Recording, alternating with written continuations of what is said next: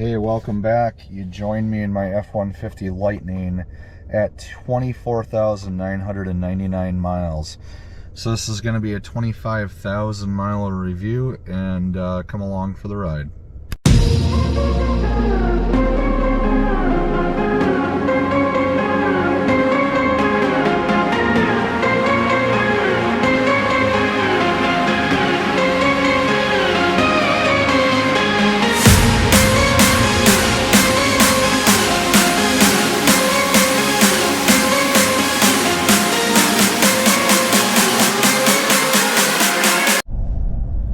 Alright, here we are. So we've got 25,000 miles on the Ford F-150 Lightning. This is a 2022 standard range truck. So I guess kind of what I want to accomplish in this video is, you know, whether or not you want to go out and buy your own F-150 Lightning or electric vehicle, kind of a generalization of that type of thing. And so I would definitely say yes. So just a couple little insights, especially for this truck. You know, it pulls our 30-foot travel trailer. We've pulled our travel trailer just under 100 miles. Actually, we've gone over 100 miles, but we did stop and charge. I guess, you know, a reason why I bring that up right away is because people are like, oh, these electric vehicles can't tow, blah, blah, blah. Well, it depends on what you want to do with it. You want to go across country, you do some, you know, if you're doing trucking where you're trucking loads and stuff like that, and actually making a business out of it, or you go quite a ways as a, you know, for whatever, you know, maybe if you're going on a trip and you're pulling something, yeah, it's kind of going to be a little bit of a pain in the butt. But general freaking use, there's really not a problem with it at all. Like I said, we pull our travel trailer.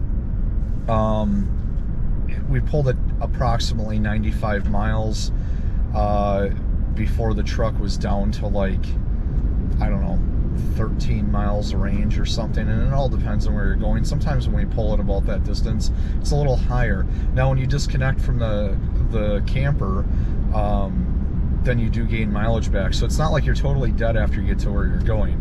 Like, you can, you know, if you're not too far away, you can still be taking the truck out to dinner or whatever, coming back. Because when we unhooked from the trailer, I know that one time when we were at like 95 miles, we had, once we unhooked, we were up to like, I don't know, 45 miles of range or whatnot, and that's in the summertime. Generally speaking, going in between 55 and 60. Sometimes, you know, generally where I camp with my camper, I'm not having a whole lot of highway time, so I'm not really doing like 65. And quite honestly, you really shouldn't be doing over 65 with most campers. I know people are flying down the interstate. I guess that's your choice. I know my tires are only rated to like 73 miles an hour or something like that. I think they'd be okay for a quick pass, you know, if I had to bring it up that fast, you know, but obviously not consistently. Sure, you could get upgrades, blah, blah, blah, but that's not what this video is about. So generally speaking, this truck is going to pull a decent sized travel trailer around 100 miles, probably maybe a little bit more, but I don't want to recommend that because I don't know what kind of terrain, what kind of weight you have on your camper, you know, this, that, and everything else. There's a lot of variances, and keep in mind this is a standard range truck. So from out of the factory, EPA rated range, with the truck by itself, about 237 miles on a full charge. Those are the little caveats that we have to think about. Now, if it's in the summertime, it gets pretty good range. You're going to be off that 237 by a bit, probably more around 215. And again, there's a lot of factors involved with that. You're going to be getting around probably 2 miles per kilowatt hour, 2.1 miles per kilowatt hour if you're not loaded down, don't have a whole lot of drag, like you don't have a bunch of stuff hanging out in the back of the truck. With that said, when we do pull our camper, I will have the whole family in the truck, and well, I can have the whole family. Also the 2 dogs, and then I can have the bed of the truck loaded up with a bunch of stuff. I've got 2 extra water jugs. The weight on those is about 60 pounds a piece, so that's 120 pounds. I'll throw in a generator. I got a gas powered generator just in case. This isn't actually for the truck unless I'm going dry camping. Then I would be using my generator to help recharge the truck once I get to my campsite. All my campsites that I go to have electricity, but anyway, I'll have that generator in there. That's another 100 pounds. I'll have a bike or 2 in there, a bicycle or 2. One time we took the grill. Generally speaking, I have a decent amount of weight in the back of the truck, in the bed of the truck. I also throw in a collapsible ladder, like an A-frame ladder, so that's a little bit of weight there. So I've got a few 100 pounds in the truck when I'm doing that. I have the frunk loaded with tools, air compressor, a toolbox, all kinds of stuff. Yeah, people that have been camping a lot know that you kind of have to have a decent amount of things on hand. And with this truck, it's nice because with the ProPower onboard, you can run all those tools. I have a nice electric impact if I were to blow a tire. I have an extension cord that's going to reach the whole truck, whole camper, that type of thing. So I've got my little air compressor, which is a very actually powerful Craftsman air compressor. It will fill up the tires on this truck in less than a minute from flat. So it's nice to be able to have those things with you. So that's one of the things that we should discuss, that if you get some electric tools, or even if, like recharging your batteries on your drills or whatever, it's nice to be able to have that convenience of having the ProPower onboard available and ready to go with this truck. That's huge. And then, like I said, I get all my tools in the frunk. I got my stuff in the bed of the truck, that we can take with us or whatever. And then obviously the camper's got some load on it. And this truck handles it great. Obviously the electric vehicle is a little heavier than normal trucks. That helps because the heavier tow vehicle is, the better off you are with controlling your camper. Anyway, so another thing is, like yesterday I had a bunch of errands to run. I had to go, we've got some chickens, I had to go pick up chicken feed. I had to get a bag of dog food. I had to get a couple 12 packs of soda.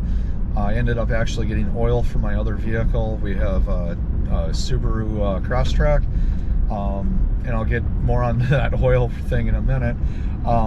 But I stuffed all that in the frunk, along with some of the other stuff that I always keep in the frunk. Underneath the floor, I have hitches, because you have that pull-up thing on the floor that has a underfloor storage area on the front of this truck. I've got some hitches in there. I keep all my hitch accessories in there, basically, because I'm just that way. You never know what the day is going to bring. You never know what you're going to have to hook to. So anyway, nonetheless, I've got a bunch of stuff in the front. I went to go to the local home center and pick up some 2x4s. That works great. This is on this truck, on the Lightning, it's the small bed, which I think is 5'7" before the tailgate. So I pick up the regular 2x4s, 4x8 2x4s, so 8 feet long. And when the tailgate's down, I think the 2x4s are sticking out by like 1.5 inches, 2 inches maybe. So there's no need to put flags on it because they don't stick off far enough. The tailgate's got nice tie-down straps on it. You can get away with using one tie-down in most cases, but depending on how big my stack is, I'll throw a few more on. So I guess what I'm getting at is you can go with this truck just like any other truck and go to the home center, buy your 4x8 sheets of plywood, buy your 8-foot 2x4s, whatever it is, right? That's all well and good. You can do that with any truck, but then you can also do your other errands and put them all up in the front and not take up any of your passenger space. That works great. So like yesterday, if we had other things going on, And, you know, like sometimes you go out someplace and you're like, okay, we got this event going on, we got to take the family with us on the way back. We're just going to make a whole day out of this thing that we're going to. We're on the way back, we're going to combine our trips. We're going to stop, do our errands, grab whatever we need. We throw them in the front. You got the whole family in the truck. Plus, you know, you want to get whatever and throw it in the bed of the truck, fine. Now, some of you might say, well, you got the bed of the truck, no big deal. You can throw a lot of that in the bed, which is true. But when you're hauling like 2x4s or whatever in this bed, I don't like to prop them up on the tailgate. I like to have the tailgate down, tie them down, good to go. So then that kind of leaves it to where, like, you don't want to have loose stuff riding around in the back of your truck. So it's nice to put it in the front or whatever, or vice versa. Like, you know, it was really nice for when I picked up my kid from college last year, and when we dropped off my kid from college, you can get a lot of the stuff that you need to keep dry in the front, and throw whatever else in the bed of the truck. And that front is a godsend for hauling a lot of stuff. It'll kind of eliminates the need for having one of the toolboxes across the bed of your truck or whatever, or it doesn't make it to the point where that you need to have a tonneau cover all the time. Granted, if I had a tonneau cover, that would be great. That would just enhance the capabilities of this truck that much more. So with that, payload is great on this truck. It is a standard range battery. It would be nice every once in a while to have an extended range. However, if you get the extended range battery, you lose a little bit of payload. And that is throughout all trucks. As you go up in trim levels and accessories, you lose a little bit of payload. This is an XLT Lariat, so it is a very well equipped truck, and it still has a payload of 1,848 pounds. So that's really actually enough for me to pull my travel trailer, have the tongue weight there, barely squats out. I do run a weight distribution hitch for sway control and weight distribution, but it's just, they say that you're supposed to really have the weight distribution once you're over 5,000 pounds, so we run it. We got her. And it works great. So having the whole family in here, having the front loaded up with tools, having the bed loaded up, actually we're still like in our payload zone. My camper is like 4,700 and some pounds dry.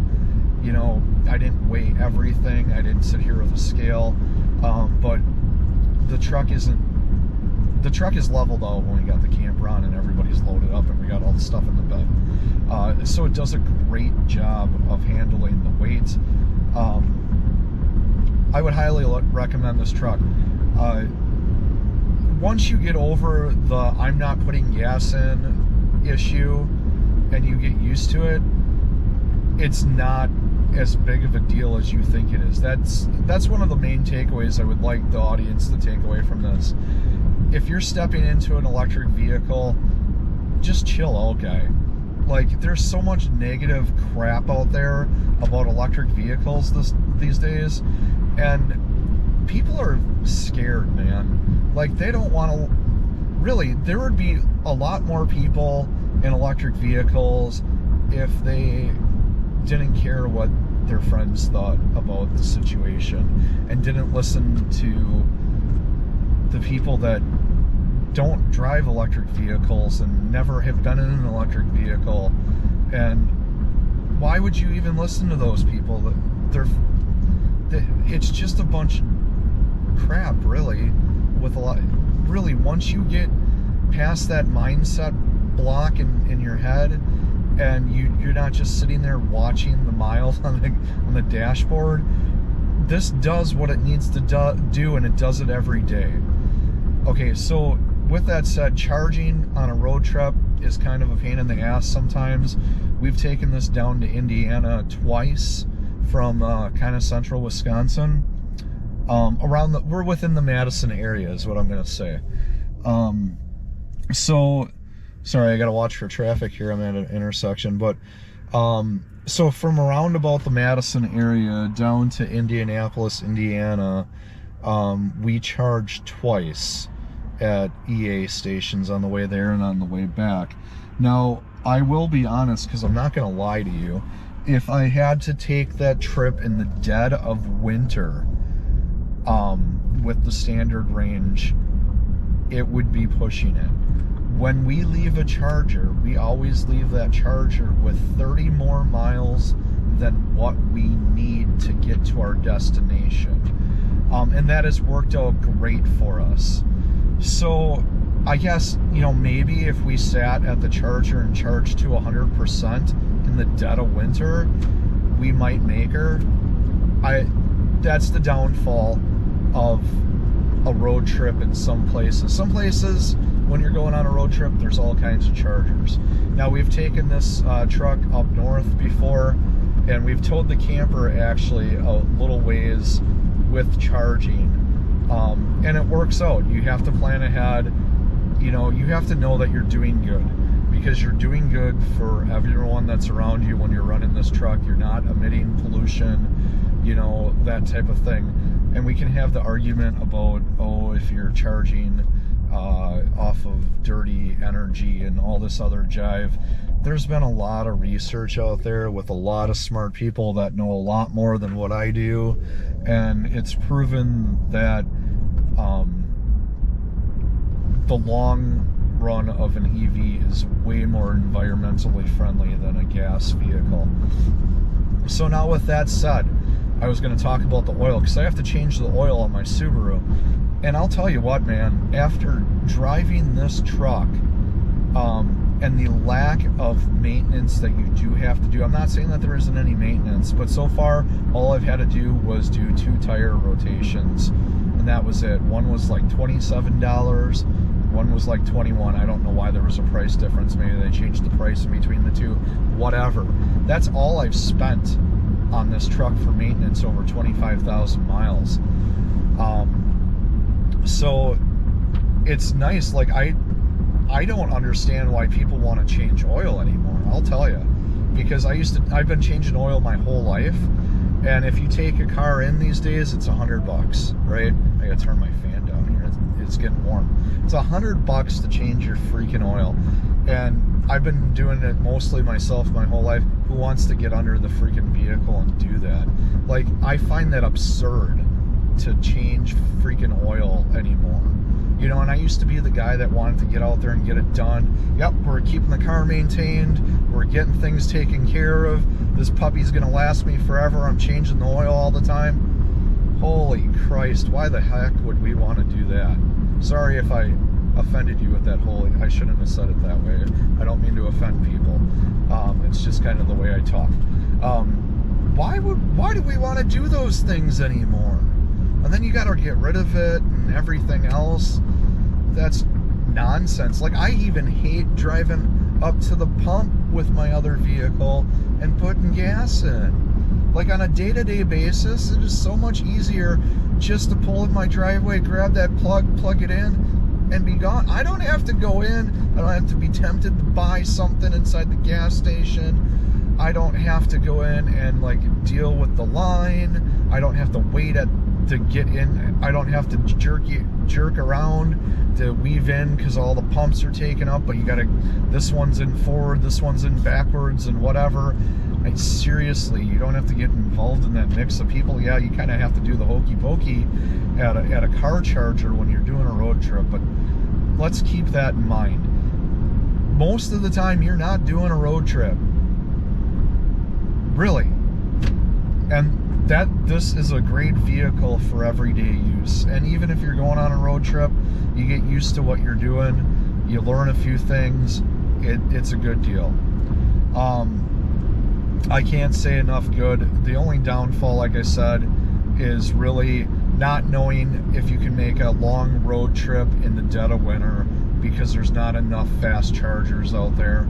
And then, yeah, there's a downfall to where, if you hook a trailer to this, hold on, I have a phone call coming in. If you hook a trailer to this and you want to go a long ways, that's a little bit of a downfall.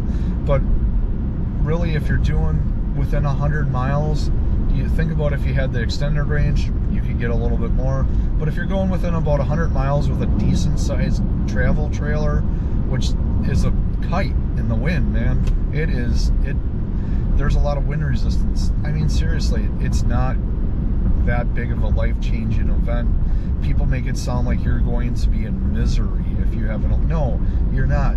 You're going to be happy because you're not going to have to wait at the gas station. You're not going to have to jockey in at the gas station every 3 days. You're not going to be spending a fortune. I spend less than $60 a month to charge this thing, and the reason I can tell you that is because I have a dual rate electric bill. So I can look when I charge this thing from 8 p.m. I start charging to whenever it gets done. My rate is lower from 8 to 8. I can look at that section of the bill. Usually it's around $60 now. That's with everything else that's running in my house. So I'm actually considerably less than that. And I drive round trip 40 miles to work and then do whatever else other people do. You know, you got to go to something at kids' school, you got to pick up the kids, you got to go to another adjacent town or whatever, or a couple towns away to go do whatever life you does that you have to do. You're fine. So I know I was rambling on about that, but you hear a lot of negative about it. The truck has an unreal amount of power, 775 foot-pounds of torque. This one's got like, I think 400 something of horsepower. Sorry, I didn't get my facts all together with the horsepower. Look it up, check it out. So after 25,000 miles, what were the problems? I had 2 glitches where the screen wouldn't come on and the truck was giving me some issues with getting going. One time I did disconnect the 12-volt battery, which is in the front. So I've had those issues kind of like twice. Other than that, this truck has been flawless. Anything else that I've had to deal with was like little minor recalls for the light bar in the back and the backup lights that were on the tailgate. The Ford dealer has taken care of it. They've done a great job with that. Ford called me up one time because I had a recall for one of the antifreeze things for cooling the battery. They took care of it, had it for a day. They gave me great loaner vehicles every time. So I really can't complain too much. So that's kind of where we're at. This is a great truck. You can still get an F-150 Lightning for really not a whole lot. Everybody else says, oh, these electric vehicles are so expensive. You know what, dude? The average truck price in the United States is $66,000 right now. And in fact, I think that's went up since I last looked. You can get a Pro or an XLT for less than $66,000. This is an XLT Lariat. It was a little heftier than that at the time of purchase, about a year and a half ago. But whatever, I would have bought whatever Lightning was at the lot that day. I wasn't even trying to buy a Lightning. I was trying to buy a Lightning and then I gave up because I couldn't find one, so I was going to go buy a Ford Ranger. They had this one there. Long story, blah, blah, blah. It was for sale. It was about to go on the internet that morning, and I was there right away before they opened. I'm like, okay, is that for sale? My wife convinced me to buy it because she knows that's what I wanted, and I love this truck. This is one of the best vehicles I've ever had in my entire life, and being electric is just that much nicer. So there we go. If you are on the fence, go out. I just went over some railroad tracks there, that's why. Go out and get yourself, treat yourself, do yourself a favor, do the world a favor. Go out and get yourself a freaking electric vehicle. I can almost guarantee you're gonna love it. Thanks for watching. Oh, one last thing I just wanted to throw in there. I mentioned that I carry a generator with me when I go camping. So you're probably wondering, why are you using a generator when your truck is a generator? Good question. So the truck is a generator and does have enough to run my camper. I've been hooked up to my camper before. It runs the air conditioner, does everything it needs to do. It doesn't bark at it. The only thing is if you're using the power from the truck to run the AC and it's really warm, and you're using a lot of power, you're going to have a place to charge the truck to recoup that energy if you have to go any type of distance to get back to your location. If you plan on leaving the campground and going right to a charger anyway, you're great. Perfect. But in my scenario, I was at a campground, I was at a racetrack actually. I was camping at a racetrack. Road America right here on my hat. Yep, I got my Road America. I had to check and verify I had my Road America hat. Anyway, I was at Road America. And like I said, it runs the camper, doesn't bark at turning on the AC, running all kinds of stuff. It's just that if you're going to be there for a while and it's hot out and you have to run that AC, you're going to need something other than your truck if you have to go a fair amount to get home or get to a charger. I know that they say that this truck can, or these trucks, whatever, can run your house for like 3 days or whatever. Maybe that's the extended range with a little bit more battery, and that's under probably great conditions where you're not running a whole lot of AC and stuff like that. So this truck is great with that ProPower onboard for general use. You are doing an activity where you need to run power tools, this, that, and everything else. Perfect, great, works excellent. It is not going to power your camper for 4 days with the air conditioner running. But it is a nice backup. So one thing is when you have to be quiet at night, you can run your generator during the day when you're camping, have a little power going to the truck on the 120, whatever, and then maybe at night if you still have to have the AC on and it's got to be quiet wherever you are, plug it into the truck. The truck is silent. One great thing with the truck, if you're using it for camping and you don't need to do all that massive amount of power, it's silent.